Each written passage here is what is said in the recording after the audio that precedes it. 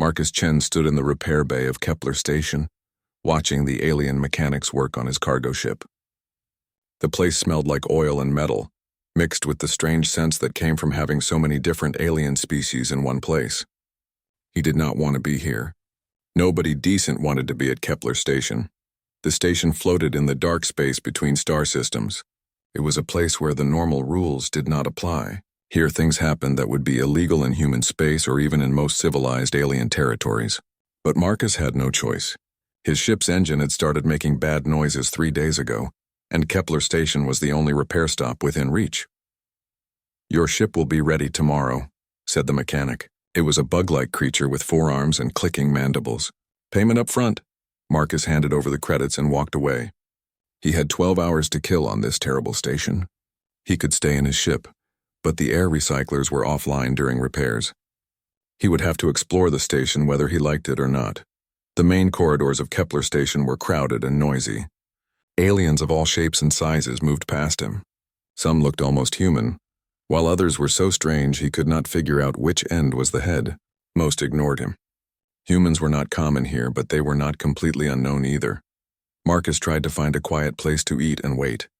He passed shops selling weapons that were illegal in most places. He saw bars where the drinks would probably kill a human. Everything here was designed for people who lived outside the law. Then he heard the sounds coming from below. Voices calling out numbers. The sound of chains. He knew what it was before he saw it, but curiosity and horror made him look anyway. He found a stairway leading down to the lower levels of the station. The slave market was exactly what he expected, and somehow worse. It was held in a large cargo bay that had been converted into an auction house. Rows of seats faced a raised platform where the merchandise was displayed. The buyers were mostly wealthy aliens, the kind who could afford to own other sentient beings. Marcus felt sick to his stomach, but he could not make himself leave. He had heard that slavery still existed in parts of the galaxy, but seeing it was different. On the platform, a tall reptilian creature was selling what looked like a family of cat-like aliens.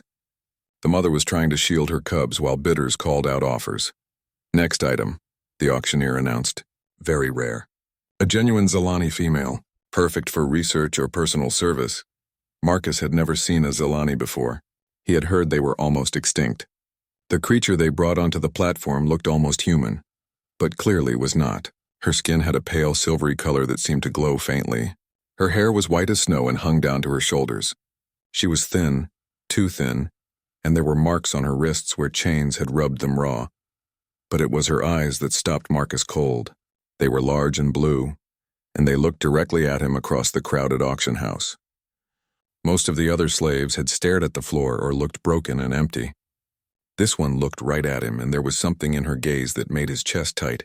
The auctioneer was talking about her. "This specimen is young and healthy. Zilani are known for their intelligence and docile nature once properly trained. Bidding starts at 50,000 credits. The number was huge. Marcus made about 30,000 credits in a good year. But the buyers here were serious. The bids quickly rose to 70,000, then 80. Marcus watched the girl's face as her price went up. She did not look scared exactly. She looked resigned, like someone who had given up hope long ago. Then something impossible happened. Marcus heard a voice in his head. It was quiet and desperate, and definitely not his own thoughts. "Please," the voice whispered. "Please purchase me and make me your slave." Marcus looked around wildly. Nobody else seemed to hear anything. The bidding continued around him, but the voice in his head kept talking. "I know you can hear me," it said. "I can sense your mind. It is different from the others. Kinder. Please, I will be a good slave. I will not cause trouble. Just please do not let them buy me." Marcus stared at the girl on the platform. Her lips were not moving, but somehow he knew the voice was coming from her. Zilani were supposed to have mental powers, but he had thought those were just stories. The bidding had reached 95,000 credits. There were only 3 buyers left. One was a creature that looked like a walking tree with too many eyes. Another was something in a metal suit that hissed when it talked. The third was a blob of yellow slime in a containment tank. Marcus looked at his bank account on his personal device. He had 38,000 credits saved up. It was everything he had earned in 2 years of hauling cargo across the galaxy. It was supposed to be for emergencies. 100,000? Called the tree creature. 105,000, hissed the thing in the metal suit. The voice in Marcus's head became more desperate. Please, the tree thing wants me for experiments. It will cut me apart to see how my brain works. The metal one wants to use me to read the minds of its enemies. The slime creature, I cannot even tell what it wants, but its thoughts make me feel sick. Marcus stood up. He did not really decide to do it. His body just moved on its own. 110,000, he called out. Everyone in the auction house turned to look at him. He was probably the only human in the room. The other bidders looked angry. The auctioneer looked surprised but pleased. 115, called the tree creature. 120, Marcus said. His savings were gone. He was now bidding money he did not have. 125, hissed the metal suit. Marcus pulled out his personal device and checked his credit accounts again. He had a cargo contract that would pay 15,000 when he delivered it. He had some emergency funds he kept for ship repairs. If he sold a few personal items, 130,000, he said. The metal creature made an angry hissing sound and stood up to leave. The tree thing stared at Marcus for a long moment, then shook what might have been its head. The slime blob just bubbled quietly. Going once, said the auctioneer. Going twice. Sold to the human for 130,000 credits. Marcus sat down heavily. He had just spent money he did not have to buy a person. A living, thinking person. The idea made him feel sick, but the alternative would have been worse. The voice in his head was crying. Thank you, it whispered. Thank you so much. I will be good. I will not cause trouble. Thank you for saving me. Marcus closed his eyes. He had no idea what he was going to do now. He could not really own another person. That was against everything he believed in. But if he tried to free her here on Kepler Station, someone else would just grab her and sell her again. The auctioneer was calling his name. He had to go complete the purchase and figure out what to do next. As he stood up, the voice spoke in his head one more time. My name is Lyrae, it said softly, in case you wanted to know. Marcus walked toward the platform to collect the person he had just bought, wondering how his simple repair stop had turned into something that would change his life forever. Marcus completed the paperwork in a small office behind the auction house. The process was disturbingly simple. He transferred all his credits and signed a few forms. The reptilian auctioneer handed him a datapad and a set of chains. Your property, the creature said with a grin that showed too many teeth. The chains are required by station law. All slaves must be secured when in public areas. Marcus looked at the chains and felt sick. What if I don't want to chain her? Then station security will arrest you both, the auctioneer said. The chains stay on until you leave Kepler Station. After that, she is your responsibility. The girl named Lyrae was brought in by 2 guards. She kept her eyes on the floor and her hands folded in front of her. When the guards attached the chains to metal cuffs around her wrists and ankles, she did not resist. She acted like this had happened many times before. Come on, Marcus said quietly. Let's get out of here. They walked through the station corridors toward the docking bay where his ship was moored. The chains made soft clinking sounds with every step Lyrae took. Other people stared at them as they passed. Marcus had never felt so uncomfortable in his life. His ship was a small cargo hauler called the Free Trader. It was not much to look at, but it was home. The repairs were finished and the mechanics had already left. Marcus led Lyrae to the main cabin and closed the door behind them. Okay, he said, looking at the chains. How do I get these off you? Lyrae looked up at him with surprise. It was the first time he had seen her face clearly. She was beautiful in an alien way, but there were dark circles under her eyes and old scars on her arms. She looked like someone who had been hurt many times. You want to remove the chains? She asked out loud. Her voice was soft and musical. Of course I do, Marcus said. I hate those things, but I am your property now, Lyrae said. Slaves must be restrained. It is the law. We're not on the station anymore, Marcus said. This is my ship and my rules apply here. And my first rule is no chains. Lyrae stared at him for a long moment. Then tears started running down her cheeks. I do not understand, she whispered. What do you want from me? Marcus found the release mechanism on the chains and removed them. Lyrae rubbed her wrists where they had been attached. She seemed to be waiting for him to tell her what to do. I want you to sit down and tell me how you ended up in that auction, Marcus said, and I want to know about your people. Lyrae sat carefully on the edge of a chair as if she was not sure she was allowed to use the furniture. What would you like to know about the Zilani? Everything, Marcus said. Start with how many of you are left. Lyrie's face became very sad. Not many. Maybe a few hundred across the entire galaxy. We used to have worlds of our own, but that was long ago. What happened to your worlds? The Dominion happened, Lyrae said, and Marcus could hear anger in her voice for the first time. They said we were dangerous. They said our mental abilities made us a threat to galactic peace. Are you dangerous? Marcus asked. Lyrae shook her head. We were healers and mediators.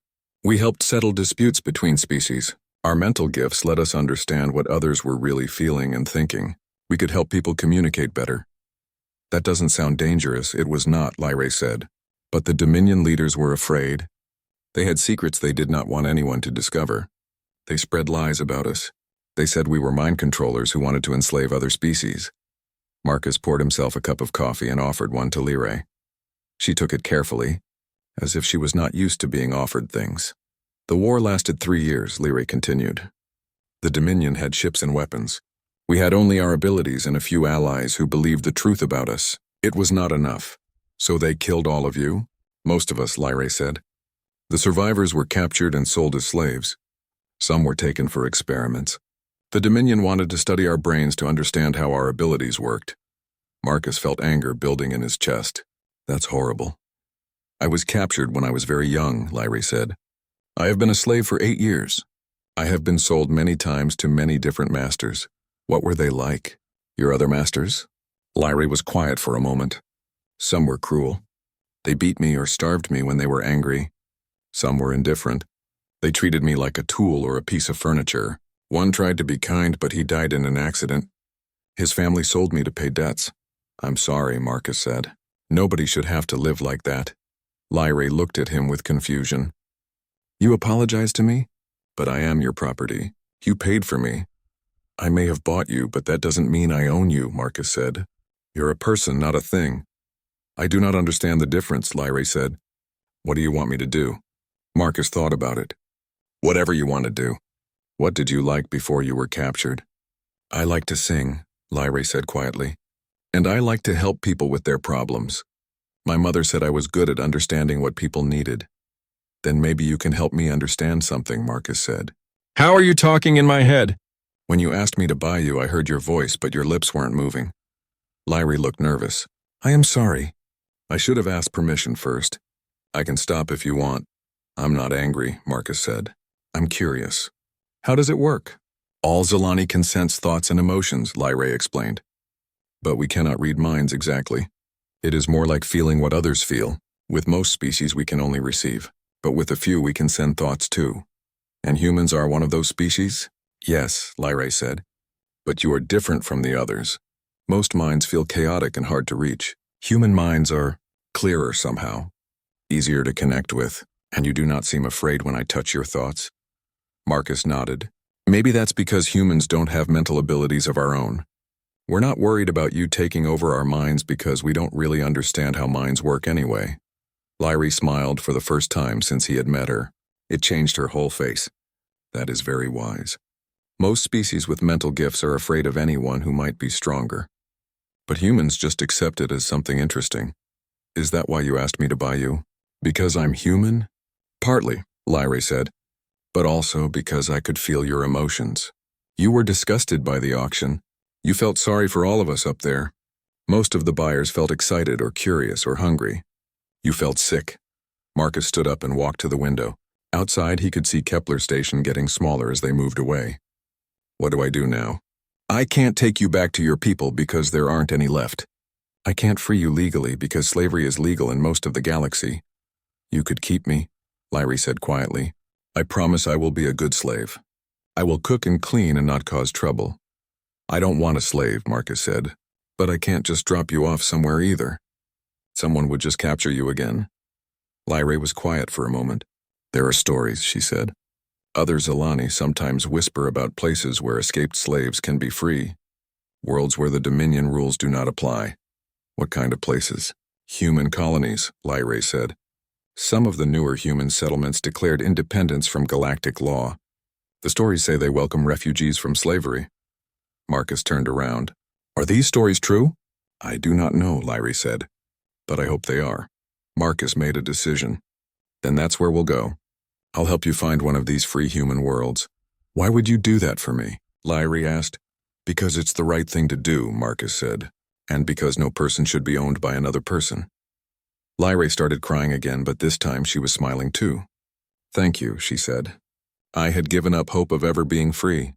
Well, don't give up yet, Marcus said. We still have to find this place and get there safely. But we'll figure it out. As his ship moved into deep space, Marcus started planning their route to the frontier. He had no idea what they would find there, but it had to be better than the life Lyrie had been living. For the first time since the auction, he felt like he might have done the right thing. Marcus was checking star charts in the navigation room when the alarm went off. His ship's computer was detecting another vessel approaching fast. He rushed to the main display and saw a large military ship moving toward them. Lyrie, he called. Come here quickly. Lyrie hurried into the navigation room. Over the past week of travel, she had started to look healthier. She was eating regular meals and sleeping without chains, but now her face was full of fear. I can feel them, she said quietly. There are many minds on that ship. They are hunting us. The communication system crackled to life. Cargo vessel Free Trader. This is Commander Vextar of the Dominion enforcement ship Crushing Fist. Prepare to be boarded. Marcus's hands moved over the controls. This is Captain Chen. What is the nature of your business with my vessel? You are carrying stolen Dominion property, the voice replied. A Zalani female purchased illegally on Kepler Station. Return the property and you will not be charged with theft. Marcus looked at Lyrie. She was shaking. They found us, she whispered. I am sorry. I have brought trouble to you. You didn't do anything wrong, Marcus said, and I paid for you legally. Human law does not apply here, Commander Vextar said over the comm. The Zalani is classified as a strategic resource. Only licensed Dominion facilities may possess such property. Marcus switched off the communication system. Lyrie, I need to know something. How good are your mental abilities now? They are getting stronger, she said. Being around you seems to help them grow. I do not understand why. Can you read the minds on that ship? Lyrie closed her eyes and concentrated. The commander is angry. He thinks humans are inferior and should not be allowed to own Zalani. There are 40 soldiers on the ship. They are prepared to kill us both if necessary. What about their plans? They will try to board us first. If we resist, they will disable our ship and take me by force. They do not care if you survive, Marcus thought quickly. His ship was faster than most military vessels, but not by much. And the Crushing Fist had better weapons and shields. A direct fight would be suicide. Can you sense anything else? Weaknesses? Problems on their ship? Lyrie concentrated harder. The commander is not telling his crew everything. He wants me alive, but he also wants to study me. The regular soldiers think this is just a simple recovery mission. Marcus started the ship's engines and changed course toward a nearby asteroid field. Hold on, this is going to be rough. The Free Trader accelerated quickly. Behind them, the military ship followed. Marcus flew into the asteroid field, weaving between the floating rocks. His ship was small and maneuverable. The Dominion ship was large and clumsy. They are getting frustrated, Lyrie reported. The commander is angry that his ship cannot follow us easily. Marcus flew deeper into the field. The asteroids here were bigger and closer together. One wrong move would smash them against a rock, but it was their only chance. Warning shots, came the voice over the comm. Stop your vessel immediately or we will fire to disable. Energy beams shot past the Free Trader, missing by only a few meters. Marcus pulled his ship into a sharp turn around a large asteroid. The military ship tried to follow but scraped against the rock, sending pieces flying. They are damaged, Lyrie said. Not badly, but their hull is scratched. The crew is worried. Marcus had an idea. Lyrie, can you project thoughts as well as receive them? Yes, but only to minds that are open to it. Why? I want you to try something. Can you make the soldiers on that ship think they're seeing things that aren't there? Lyrie looked uncertain. I have never tried to deceive anyone before. It feels wrong. They want to drag you back to slavery, Marcus said, and they'll probably kill me. Sometimes you have to fight back, Lyrie nodded slowly. What do you want me to do? Marcus flew his ship behind a cluster of asteroids. Make them think they see my ship in the wrong place. Make their sensors lie to them. Lyrie closed her eyes and reached out with her mind. Marcus could feel her presence in his thoughts, warm and comforting. Then he felt her stretch beyond him toward the other ship. On his display, Marcus could see the military ship changing course. It was heading toward an empty area of space, following something that was not there. "It's working," Marcus whispered. "They think they're chasing us." "This is harder than I thought," Lyrae said. Her face was pale with concentration. "Human minds are easy to touch, but these aliens are different. Their thoughts are more closed."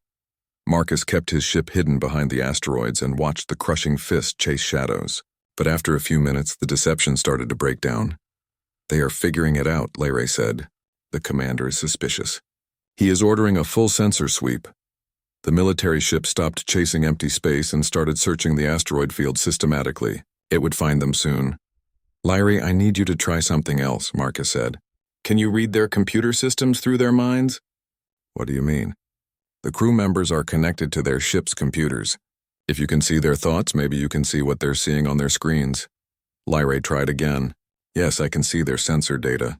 They are scanning section by section." "Can you change what they see?" "I think so. But it will take all my concentration." Marcus waited while Lyrae worked. On his own sensors, he could see the military ship getting closer. Then suddenly it changed direction again. "I made their scanners show false readings," Lyrae said. "They think we escaped the asteroid field and are heading for the next star system." The crushing fist accelerated away from the asteroids, chasing another ghost. Marcus started his engines and headed in the opposite direction. "How long can you keep this up?" he asked. "Not much longer," Lyrae said. She was breathing hard and sweating. "Using my abilities like this is very tiring."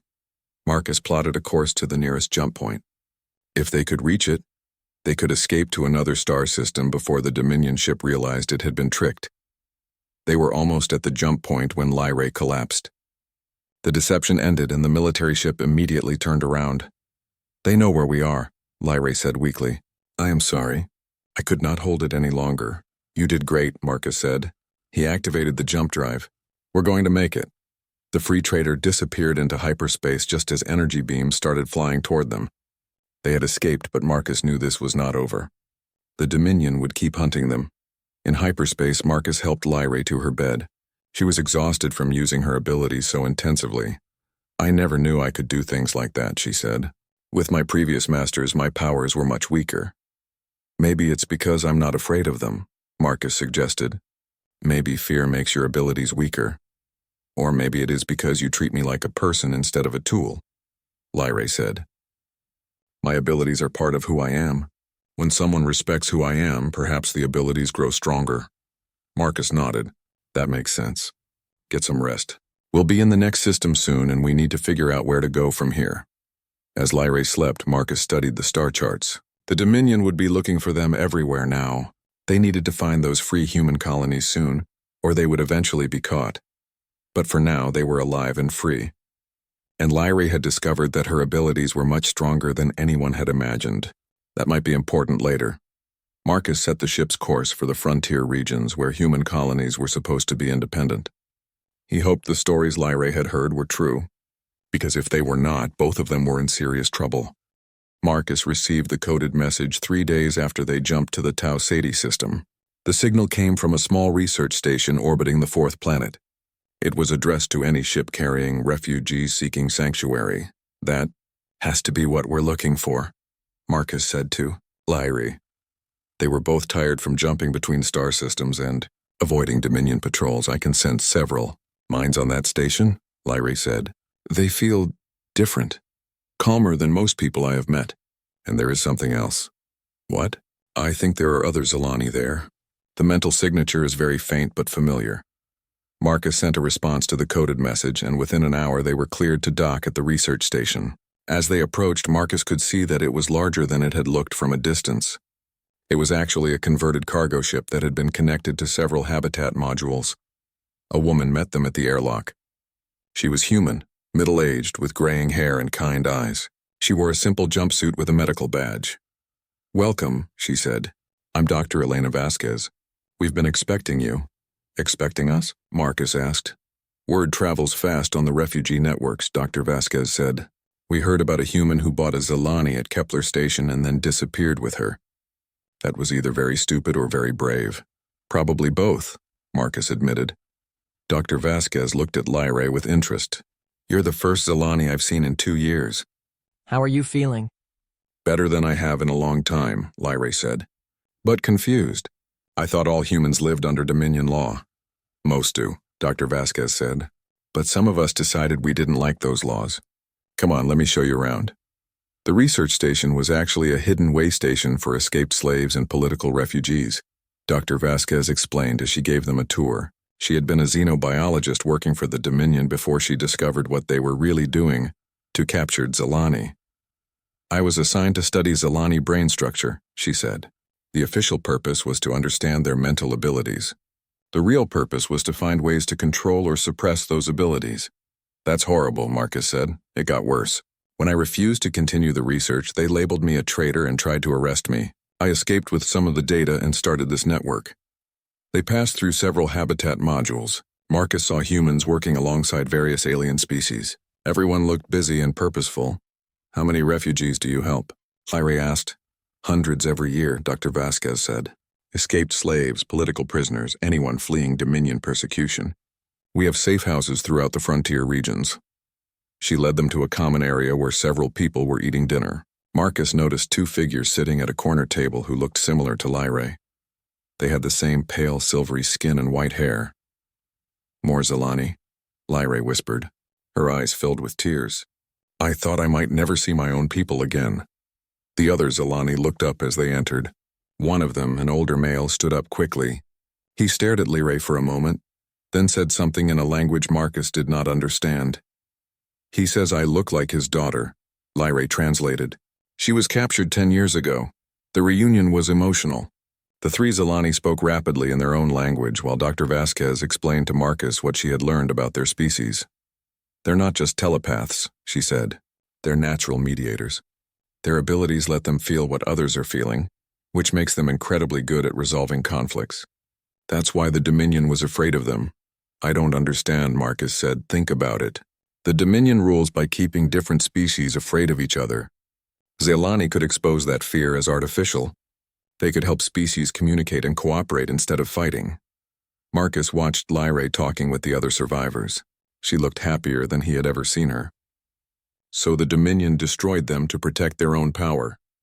Exactly. But we think there might be more survivors than anyone realizes. The problem is finding them and getting them to safety. Dr. Vasquez showed Marcus a star chart with several systems marked in red. These are human colonies that have declared independence from galactic law. The largest is New Geneva, about 2 weeks' travel from here. Is it safe? As safe as anywhere can be when you're defying the Dominion. The colonists there are good people, but they're always ready for a fight. That night Marcus lay in his bunk thinking about everything he had learned. Through the thin walls he could hear Lyra talking with the other Zilani. Her voice sounded different when she spoke her own language. More musical. The next morning Dr. Vasquez called them to her office. I have bad news, she said. We've been monitoring Dominion communications. Commander Vextar has been promoted and given a small fleet. His new mission is to hunt down escaped Zilani and the humans who helped them. How many ships? Marcus asked. 3 cruisers and a dozen smaller vessels. They're calling it Operation Mindlock. Lyra went pale. They are serious about finding us. There's more, Dr. Vasquez said. They know about New Geneva. Vextar has demanded that the colony surrender all Zilani refugees or face military action. What did the colony say? Marcus asked. They told him to go to hell, basically. But they're preparing for war. A Dominion fleet that size could destroy the colony if they're not careful. Marcus felt responsible. This is because of us, isn't it? Because I bought Lyra and ran. No, Dr. Vasquez said firmly. This was always going to happen. The Dominion was just looking for an excuse. You buying Lyra just gave them a convenient target. Lyra had been quiet during this conversation. Now she spoke up. I should surrender myself. If I go back to them, they will leave the colony alone. Absolutely not, Marcus said immediately. He's right, Dr. Vasquez agreed. Even if you surrendered, they wouldn't stop. This is about more than just you now. Then what do we do? Lyra asked. Dr. Vasquez smiled grimly. We go to New Geneva and help them prepare. The colonists are good fighters, but they don't understand what they're up against. You could help them. How? Your mental abilities are stronger than any Zilani I've encountered. If you could link with the other refugees there, you might be able to create a communication network that the Dominion can't monitor or jam. Marcus looked at Lyrae. It's your choice. We could try to run and hide, or we can help these people fight. Lyrae was quiet for a long moment. All my life I have been running or hiding or being owned by others. I am tired of it. If there is a chance to help other people be free, then I want to try. Then it's settled, Dr. Vasquez said. I'll give you the coordinates for New Geneva and some contact codes. But be careful. Vextar's fleet is already moving and they'll be looking for you. As they prepared to leave the research station, the older Zelani man approached Lyrae. He spoke to her in their language, then handed her a small pendant. What did he say? Marcus asked. He said I remind him of the daughter he lost, Lyrae translated. And he gave me her pendant for luck. He said that maybe now she can help other people find freedom. Marcus looked at the pendant. It was a simple silver disc with strange markings on it, but to Lyrae it seemed to mean everything. Ready? He asked. Yes, Lyrae said. Let's go to New Geneva. As the free trader left the research station and jumped toward the frontier, Marcus hoped they were making the right choice. But looking at Lyrae, he could see that something had changed in her. She was no longer just the escaped slave looking for freedom. She was becoming someone who wanted to help others find the same freedom she sought. The war for her freedom was about to become a war for everyone's freedom. New Geneva was nothing like Marcus had expected. Instead of a small frontier settlement, he found a thriving world with cities, farms, and industrial centers. The colonists had built something impressive in their 20 years of independence, but now the planet was preparing for war. As the free trader descended through the atmosphere, Marcus could see defensive satellites being moved into position and military ships patrolling the system. They landed at the capital city spaceport, where they were met by a delegation led by Governor Sarah Chen. She was a tough-looking woman in her 50s, with graying hair and sharp eyes. Captain Chen, she said, shaking Marcus's hand. Any relation? Distant cousin, maybe, Marcus replied. Thank you for agreeing to see us. Thank Dr. Vasquez, Governor Chen said. She says your friend here might be able to help us with our communication problems. She looked at Lyrae with interest. So you're the Zelani who has the Dominion so worked up. You don't look very dangerous. Appearances can be deceiving, Lyrae said quietly. Indeed they can. Come on, let me show you what we're dealing with. They were taken to the Planetary Defense Center, a building filled with computers and communication equipment. Governor Chen showed them a holographic display of the star system. Vextar's fleet will be here in 4 days, she explained. 3 heavy cruisers, 8 destroyers, and 4 assault ships. We have 2 light cruisers, 6 patrol boats, and a lot of civilian ships with improvised weapons.